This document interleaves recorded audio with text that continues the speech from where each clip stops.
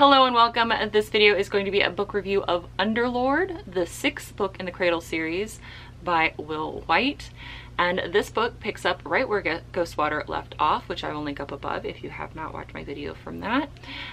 With Akora Charity trying to gain access to Ghostwater, which is currently collapsing, in order to save her nephew, Akora Harmony. At the end of the 5th book in Ghostwater, Northstrider has arrived to Ghostwater in the final moments of its collapse in order to retrieve the information from the World Tree, which, you know, Linden removed Dross, and the Northstrider discovers that a memory construct has been added to the World Tree and then removed, which is interesting to him.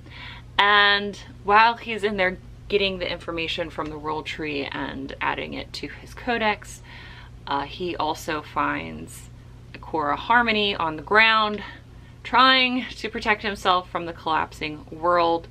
Harmony tries to get Northstrider to take him with him, and Northstrider says no, and then leaves. And leaves in such a way that he does not allow Charity to enter and rescue her nephew. So Akora Charity realizes that the whole reason why her nephew couldn't escape is because the last portal from Ghostwater has closed, and it was closed by a black flame technique, which leaves either Linden or Orthos. We know who closed it, but she doesn't know for sure. But either way, either the black flame or his contracted partner need to be shown that the Akora clan is not one to mess with. And Akora Charity is the Sage of the Heart and also a direct member of the Akora clan, and a direct descendant of Akora Malice.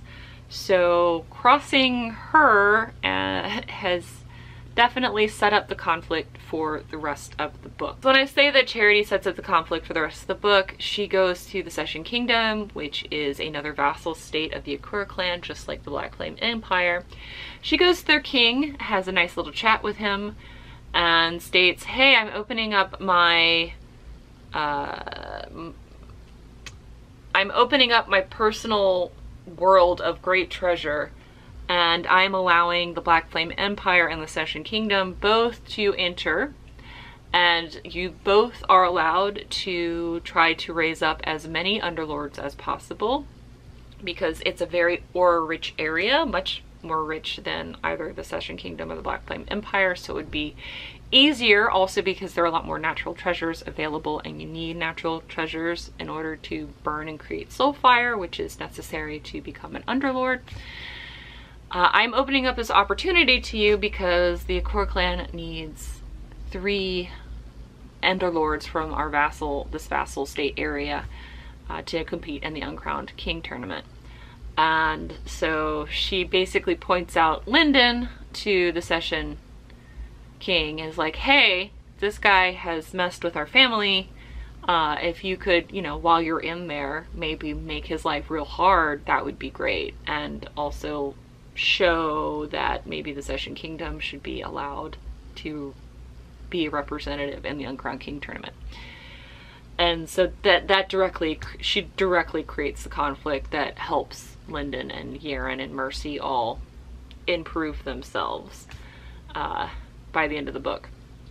And you find out from Ethan that the way to become Underlord, when Yaren and Linden and Mercy ask him, how do you become an Underlord, because they, as part of the Black Flame Empire, are also given this opportunity to go into the Nightwheel Valley and improve themselves, is that they need to master themselves, master the world, and then also connect themselves to the world around them.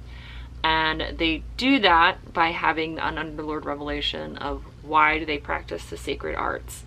And this, I think, is masterful that Wight has done, because of the fact that this is the 6th book in the series, and every character is been so well crafted over the last 6 books, to where when you get to the part where they get to their revelation, it just really cements who they are as a character to the reader. Like, it fits so well with everything you've learned about them up until this point. It just feels very satisfying and very heartwarming when you get to that point with each character. And the new characters that are introduced from the Session Kingdom to help push Yaren and Lyndon and Mercy are interesting characters, and to the point where you know that this conflict that's been created is probably going to be picked up later on into books. Like, there's such a lasting impact of this conflict that it's going to come up later. It's going to probably be something that happens later that's very important later. And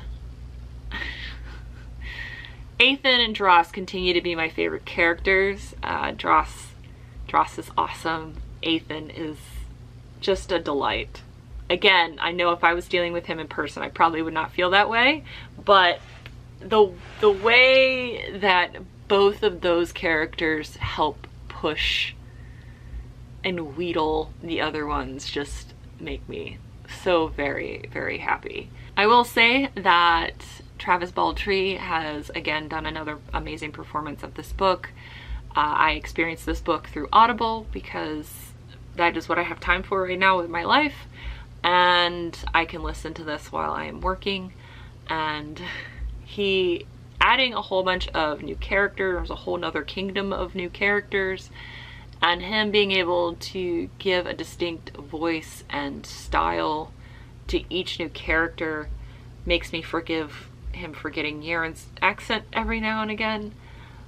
But it's a masterful delivery, even with that one tiny hiccup. And it's very impressive. It's very impressive how he's able to pace the story and the books with his delivery and with the conversation between the characters, and how he's able to change between the characters.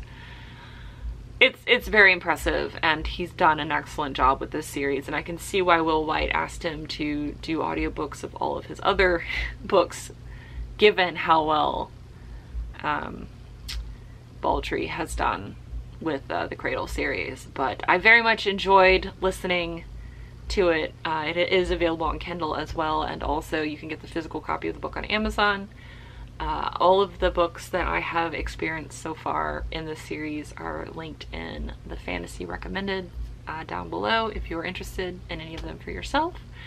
And thank you guys so much for watching. I do recommend this book, just like I recommend the entire Cradle series at this point. I don't think I'm gonna not recommend any book from the series, because I have just devoured it and will continue to do so, because I've already started listening to The Uncrowned. But thank you guys so much for watching this video, and I will see you on Monday for another one. Until then, bye!